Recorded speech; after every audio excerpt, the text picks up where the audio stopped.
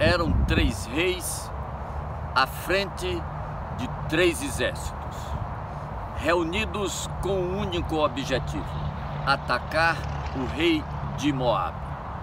Esta federação de reis e exércitos era formada pelo rei de Israel e o seu exército, o rei de Judá e o seu exército, e o rei de Edom e o seu exército. Eles decidem não ir pelo caminho mais curto, que era apenas atravessar a planície do Jordão, e estariam de frente a Moabe. Eles decidem contornar o Mar Morto e irem pelas montanhas de Edom. Depois de 7 dias de caminhada, eles estão nas profundezas das entranhas do deserto do Negev. O deserto do Negev era um deserto entre desertos. Ao oriente ficava o deserto da Arábia, mas ao sul ficava o deserto de Cades Barneia, e a oeste ficava o deserto do Sinai. Portanto, estes reis escolheram o caminho mais longo e mais difícil, mais árido. Não eram turistas, moravam nas imediações e conheciam a fama do Negev. Extremamente seco, extremamente inóspito, não uma planície seca, mas uma alternância de montanhas de cerca de 1000 metros de altura e profundezas, grotas de igual profundidade, pelas quais passavam as chamadas torrentes do Negev. Quando chovia lá para as bandas das montanhas da Judeia, a água escorria e vinha descendo em cascatas até chegar no Negev como uma grande torrente, arrastando tudo que tinha pela frente. Depois que a torrente passava, ficavam alguns lugares, alguns poços, tanques de pedra dentro daquelas grutas, que era como sobreviviam os que no Negev moravam. Aqueles reis prepararam-se para o deserto, mas descobriram depois de 7 dias que nenhum preparo é suficiente para atravessar o deserto, e os planos não funcionaram como eles imaginavam. Talvez tenham pensado de sobreviver encontrando os poços de água resultantes das passagens das torrentes do Negev. Talvez tenham chegado no primeiro local e não encontraram água. Talvez tenham chegado num segundo, num terceiro, num quarto, num quinto lugar e não encontraram água. 7 dias depois eles estão encurralados no meio do Negev. Não tem água para seguirem adiante, não tem água para voltar. E então fica patenteado, estabelecido o sombrio prognóstico: eles estavam ali para morrer. Quando não restava mais nenhuma esperança, eles resolvem, um deles, o rei Josafá, o rei de Judá, resolve consultar Deus, mais ou menos como nós fazemos. Saímos nas nossas empreitadas sem perguntar nada a Deus, e quando elas dão errado e estamos encurralados pelo deserto da vida, resolvemos pedir socorro. Assim como aconteceu com aqueles reis, muitas vezes acontece conosco. Saímos para a vida e a vida nos monta uma arapuca. A vida não se comporta como nós pretendíamos. Aliás, ela nunca se comporta como nós pretendemos. ela nunca segue o nosso script, porque nós não somos os donos dela, não somos os autores dela. E muitas vezes a vida nos deixa tão sem rumo e sem possibilidades quanto aqueles reis estavam. Resolvem consultar Deus. Perguntam se não há porventura ali algum profeta de Deus. Alguém diz: há um rapaz, o nome dele é Eliseu, filho de Safate, de Abel-Meolá. Ele era o ajudante do famoso profeta Elias.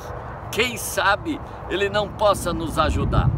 E então resolvem recorrer ao Eliseu, que está iniciando a sua vida de profeta.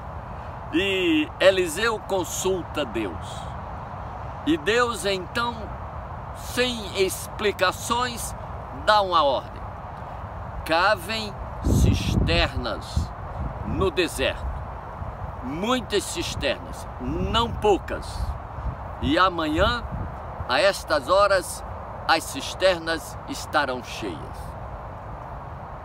Eles cavam a primeira cisterna, não encontram água. Cavam a segunda cisterna, não encontram água. Cavam a terceira, mesmo resultado, não encontram água.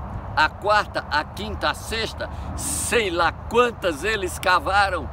O que é certo é que em nenhuma delas eles encontraram água. Mas Deus não disse que era para eles encontrarem água. Deus disse que era para eles cavarem cisternas. A tarefa deles era cavar cisternas. Prover a água não lhes competia. Encontrar a água não tinham competência para tal. Deus manda que eles façam o que tão somente são capazes de fazer: cavar. A água Deus haveria de prover. Querido, na vida também é assim. Às vezes, o nosso casamento se torna um deserto. A nossa profissão se torna um deserto. A nossa família se torna um deserto. A nossa vida espiritual se torna um deserto. A nossa vida financeira se torna um deserto. A nossa vida emocional se torna um deserto. E muitas vezes nós nos vemos aprisionados nesse deserto. E muitas vezes, quando estamos aprisionados, encurralados em algum dos desertos da vida, Deus nos dá uma ordem que parece sem sentido: cavar cisterna no deserto do Negev, do nosso casamento, da nossa vida profissional, da nossa dívida impagável, da nossa doença incurável. Deus diz: cave cisterna. Não cave poucas, cave muitas. Quantas cisternas você é capaz de cavar num deserto sem encontrar água em nenhuma? 2, 3, 10. No dia seguinte, queridos, na hora aprazada por Deus, quando menos se espera, vem uma torrente. Ninguém sentiu vento, ninguém viu chuva, mas vinha uma torrente descendo entre as montanhas, e a torrente passa e enche todas aquelas cisternas e segue adiante. A água que fica é tão somente a água equivalente às cisternas que haviam sido cavadas. Na nossa vida também é assim. Às vezes Deus manda uma torrente de bênçãos, mas a torrente vai só passar. O que vai ficar vai depender da nossa disposição de atender uma ordem de Deus que nos parece absolutamente absurda: cavar cisterna no deserto de um casamento que parece mais árido do que o Negev. Cavar cisterna de esperança numa doença que os médicos decretaram como incurável. Cavar cisterna numa dívida que os experts já determinaram que é impagável. Cavar cisterna numa profissão que está fadada ao fracasso. Cavar cisterna. Essa é a ordem de Deus. Essa é a nossa incumbência. Encontrar água, prover água, só Deus.